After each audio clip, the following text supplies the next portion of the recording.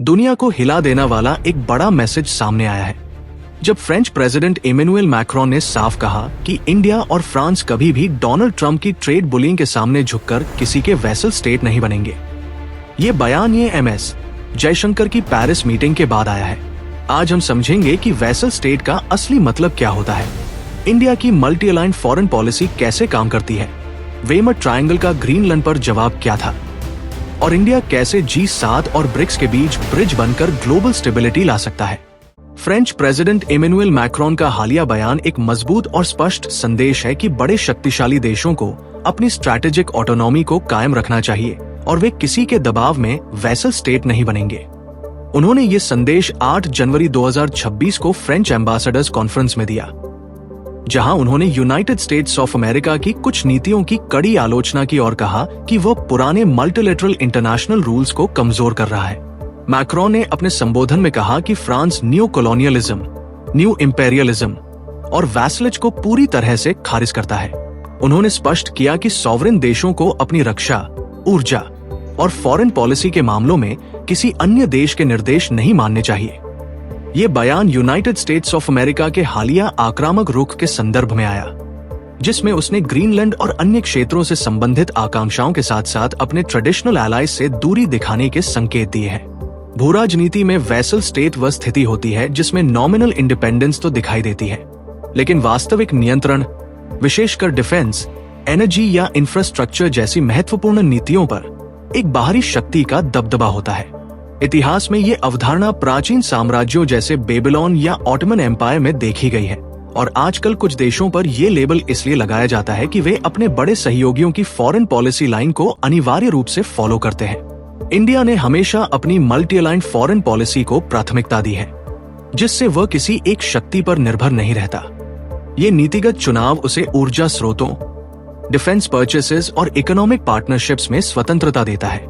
Macron ने विशेष रूप से इंडिया को उस तरह के दबाव के सामने खड़ा देश बताया है जो वैसल स्टेटस को अस्वीकार करता है। इंडिया फ्रांस संबंधों के संदर्भ में एमएस जयशंकर की 7-8 जनवरी को पेरिस यात्रा महत्वपूर्ण है। इस दौरान उन्होंने इंडो पैसिफिक सिक्योरिटी, यूरोपीय रणनीतिक मुद्दों और बायलैटरल कोऑपरेशन पर चर्चा की और shared vision of multipolar world को दोहराया।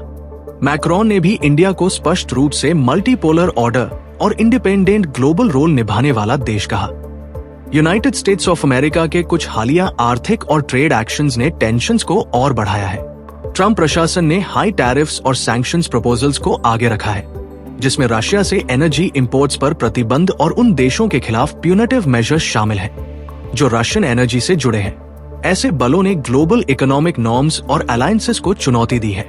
बियॉन्ड यूरोप, फ्रांस, जर्मनी और पोलैंड ने ग्रीनलैंड के संबंध में यूनाइटेड स्टेट्स ऑफ अमेरिका की योजनाओं के खिलाफ यूरोपीय एकता दिखाई है, ये संकेत देते हुए कि टेरिटोरियल एम्बिशंस को रीजनल पार्टनर्स की सॉवरेनिटी से ऊपर नहीं रखा जाना चाहिए। मैक्रोन ने G7 और ब्रिक्स समूहों के बीच एक संयुक्त, डिवाइसिव नहीं, ग्लोबल फ्रेमवर्क की वकालत की है, जिसमें डेवलप्ड और डेवलपिंग इकोनॉमीज के बीच कोऑपरेशन को आगे बढ़ाया जाए। इंडिया एक G7 गेस्ट और ब्रिक्स मेंबर के रूप में इस पाइवोट रोल को निभा सकता है, जिससे वर्ल्ड ऑर्डर में बैलेंस और स्टेबिलिटी बनी रहे। एक वैसल स्टेट का मतलब केवल राजनीतिक निर्भरता नहीं होता, बल्कि ये उस स्थिति को दर्शाता है जहां कोई देश दिखने में स्वतंत्र रहता है, लेकिन उसकी असली शक्ति किसी और के हाथ में होती है। ऐसे देशों के पास अपने झंडे, संसद और चुनाव तो होते हैं, लेकिन फॉरेन पॉलिसी, डिफेंस डिसीजंस और इकोनॉमिक प्रायोरिटीज किसी बड़े संरक्षक देश की इच्छा के अनुसार तय होते हैं। इस तरह के देशों में आमतौर पर लिमिटेड सॉवरेनिटी देखने को मिलती है, क्योंकि घरेलू प्रशासन भले स्थानीय सरकार चलाती हो, लेकिन अंतर्राष्ट्रीय समझौते, हथियारों की खरीद और रणनीतिक गठबंधन किसी और की मंजूरी के बिना संभव नहीं होते। इसके साथ ही ऐसे देशों से अपेक्षा की जाती है कि वे युद्ध या सैन्य संकट के समय अपने सैनिक, एयरबेस या समुद्री सुविधाएं बिना शर्त अपने सुज़रेन पावर को सौंप दें। आर्थिक स्तर पर भी ये रिश्ता असंतुलित होता है, क्योंकि वैसल स्टेट्स अक्सर अपनी ऊर्जा, इंफ्रास्ट्रक्चर और रक्षा प्रणालियों को केवल एक ही ताकत से जोड़ लेते हैं। जब कोई देश अपने तेल, गैस, हथियार या कर्ज के लिए एक ही स्रोत पर निर्भर हो जाता है, तो उसकी बार्गेनिंग पावर लगभग समाप्त हो जाती है और वही देश उसकी नीति दिशा तय करने लगता है। इसी संदर्भ में पाकिस्तान का उदाहरण अक्सर दिया जाता है, क्योंकि वह कभी यूनाइटेड स्टेट्स ऑफ अमेरिका की सहायता पर और कभी चाइना के कर्ज और प्रोजेक्ट्स पर इतना निर्भर रहा है कि उसकी स्वतंत्र रणनीतिक पसंद सीमित हो गई है। जब किसी देश के पास ये स्वतंत्रता न रहे कि वह किससे तेल खरीदे या किससे हथियार ले, तब वो व्यवहार में एक क्लाइंट स्टेट बन जाता है, भले ही वो औपचारिक रूप से स्वतंत्र कहलाता हो। इसके ठीक विपरीत इंडिया ने अपनी विदेश नीति को इस तरह डिजाइन किया है कि कोई भी ताकत उसके निर्णयों पर वीटो न लगा सके। मल्टीलाइन डिप्लोमेसी के तहत इंडिया एक साथ कई पावर सेंटर्स से जुड़ा रहता है, जिससे कोई भी देश उसे अलग थलग करके दबाव नहीं बना सकता। इसी कारण India United states of America से व्यापार भी करता है, चाइना से बातचीत भी रखता है और रशिया से ऊर्जा भी खरीदता है। इंडिया की यही नीति उसे वास्तविक स्ट्रैटेजिक ऑटोनॉमी देती है, क्योंकि उसके पास हमेशा विकल्प खुले रहते हैं। यदि एक बाजार बंद हो तो दूसरा खुला रहता है, और यदि एक आपूर्तिकर्ता शर्तें लगाए तो दूसरा उपलब्ध होता है। यही वजह है कि इंडिया बिना किसी बाहरी अनुमति के राफेल जेट्स फ्रांस से खरीद सकता है, रशिया से तेल ले सकता है और ईयू के साथ फ्री ट्रेड एग्रीमेंट की ओर बढ़ सकता है।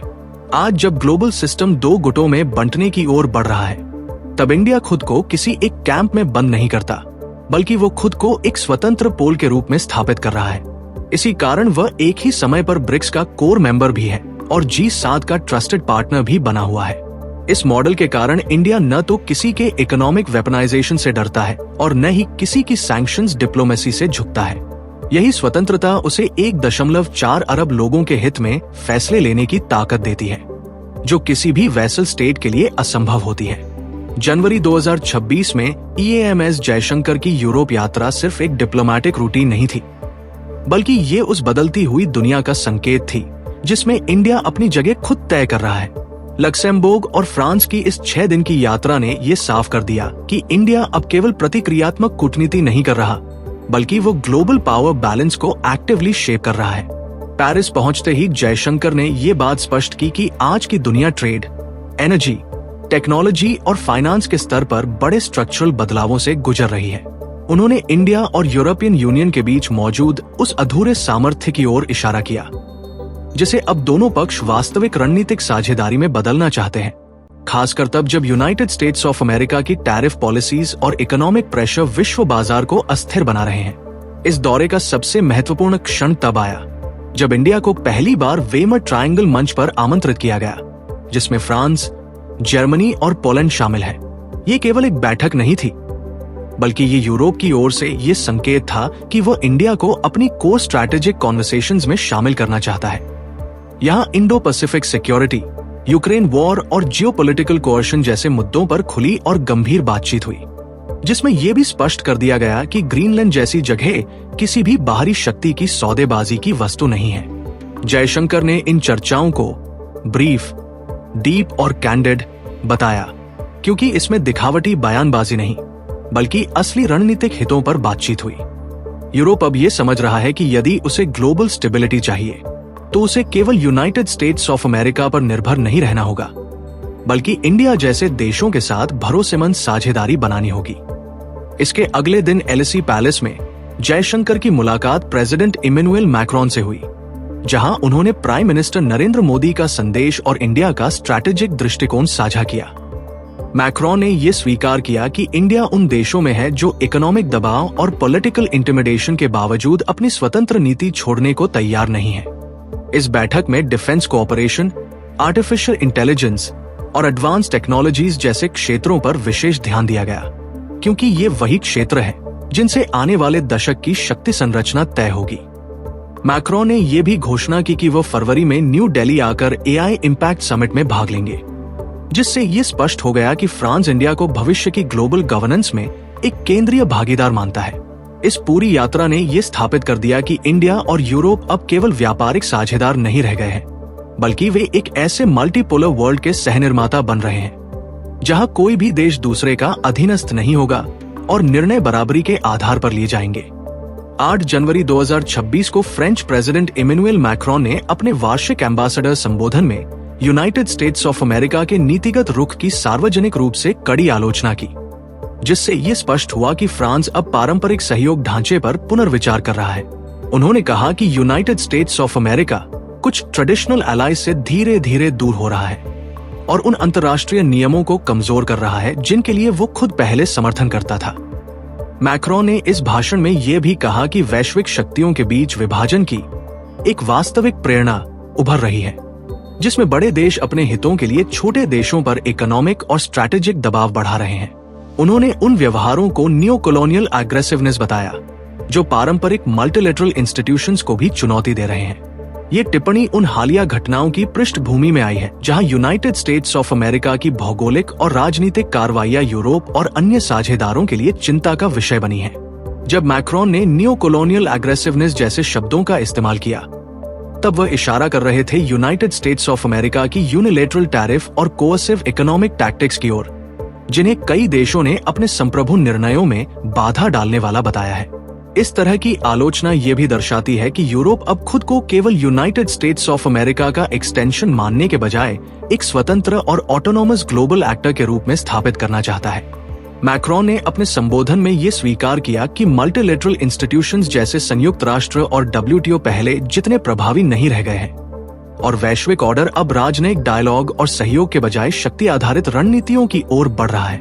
उन्होंने न्यू इंपेरियलिज्म और वैसलेज जैसे विचारों को खारिज करते हुए कहा कि सॉवरेन स्टेट्स को एक्सटर्नल कोएर्शन के बिना स्वयं अपनी फॉरेन पॉलिसी और इकोनॉमिक पार्टनरशिप्स चुनने का पूरा अधिकार होना चाहिए।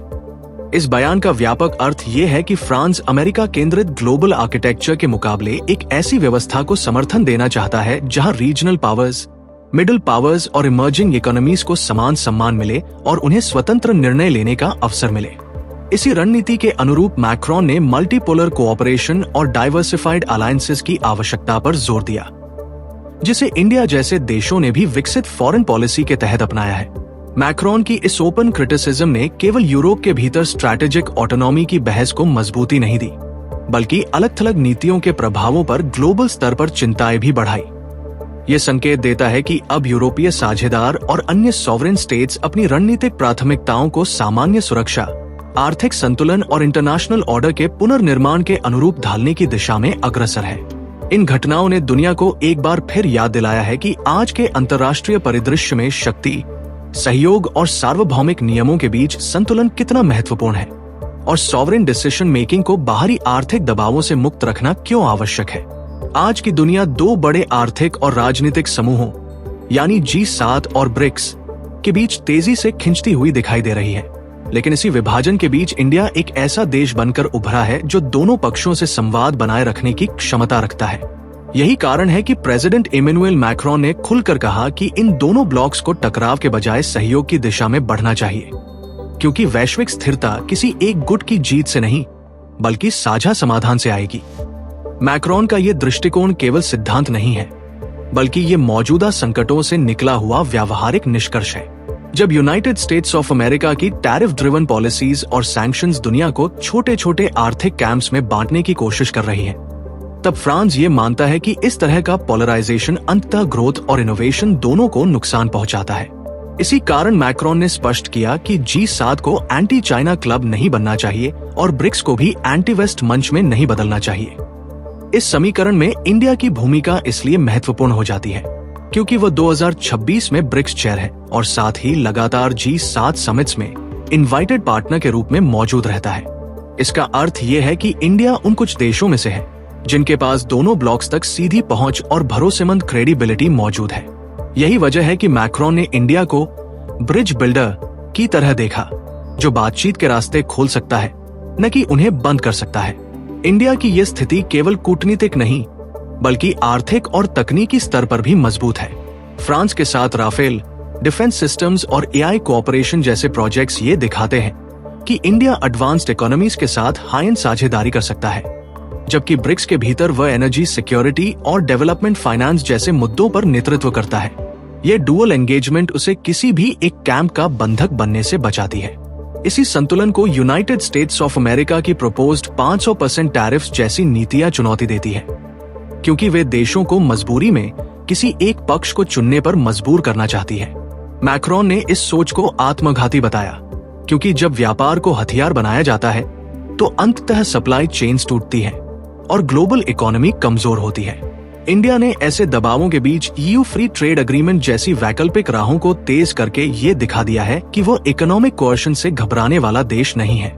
फ्रांस और इंडिया अब इसी आधार पर एक साझा रणनीति की ओर बढ़ रहे हैं, जिसमें G20, G7 और ब्रिक्स को टकराव के मंच नहीं बल्कि कोऑर्डिनेशन के प्लेटफॉर्म के रूप में इस्तेमाल किया जाए।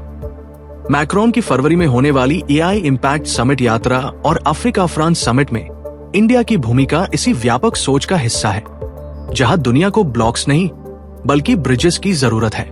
2026 की शुरुआत में India EU free trade agreement की बातचीत एक निर्णायक मोड़ पर पहुंच चुकी है, क्योंकि दोनों पक्ष अब इसे केवल व्यापार समझौता नहीं बल्कि रणनीतिक सुरक्षा कवच के रूप में देख रहे हैं। जब यूनाइटेड स्टेट्स ऑफ अमेरिका की टैरिफ पॉलिटिक्स और सप्लाई चेन हथियारकरण ग्लोबल मार्केट्स को अस्थिर बना रहे हैं, तब इंडिया और यूरोप एक दूसरे के लिए भरोसेमंद इकोनॉमिक एंकर्स बनते जा रहे हैं। ब्रसल्स में पीयूष गोयल और ईयू ट्रेड कमिश्नर मारो एफओवी की बैठकों ने ये साफ कर दिया कि अब बातचीत केवल सिद्धांतों पर नहीं बल्कि वास्तविक इम्प्लीमेंटेशन पर केंद्रित है। Market access, rules of origin, services और किसानों व MSMEs के लिए सेफगार्ड्स जैसे मुद्दों पर प्रैक्टिकल समझौते तैयार हो रहे हैं, ताकि ये समझौता केवल बड़े कॉर्पोरेट्स के लिए नहीं बल्कि पूरे व्यापार तंत्र के लिए फायदेमंद बने। फ्रांस इस प्रक्रिया में एक पैसिव ऑब्जर्वर नहीं बल्कि एक ड्राइविंग फोर्स बनकर उभरा है। मैक्रोन ने स्पष्ट कर दिया है कि ईयू को इंडिया के साथ इस समझौते को तेजी से पूरा करना चाहिए, क्योंकि ये समझौता carbon border taxes, geographical indications और इंडो पैसिफिक कनेक्टिविटी जैसे मुद्दों पर संतुलन बनाएगा। यही वजह है कि वेमर ट्रायंगल के देशों ने इस डील को जियोपॉलिटिकल प्रायोरिटी की तरह अपनाया है।